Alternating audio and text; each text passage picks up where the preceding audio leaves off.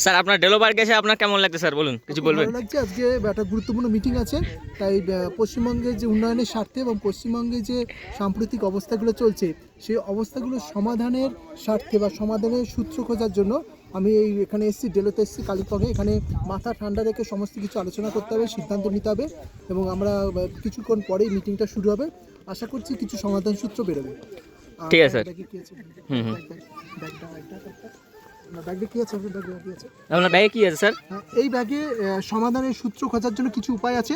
আশা করছি এর মধ্যে থেকে সেই সূত্রগুলো বেরোবে। সেজন্য ব্যাগটাকে সঙ্গে সঙ্গে মারধর করার জন্য কিছু এনেছেন না? না না, এখানে সমাধান সূত্র আছে এই ব্যাগে। গোলাগুলি কিছু নেই তো? না না, কোনো কিছু ব্যাপার না। আমরা শান্তির নীতিতে বিশ্বাসী, ভালোবাসার মাধ্যমে সবকিছু সমাধান করা যায়। এই নীতিতে বিশ্বাসী, আশা করা যাচ্ছে সমস্যার সমাধান হবে।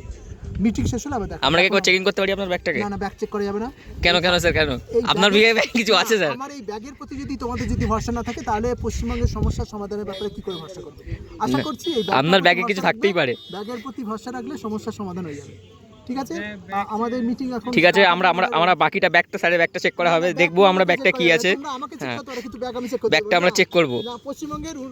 আমরা চেক করব ব্যাগটা করে আপনাদেরকে দেখাবো। আমাদের চ্যানেলে জুড়ে থাকবেন, চ্যানেলে জুড়ে থাকবেন, আমরাই দেখাবো আপনাদেরকে, আপনাদেরকেই দেখাবো আমরা। আমার চ্যানেলে জুড়ে থাকবেন আপনি।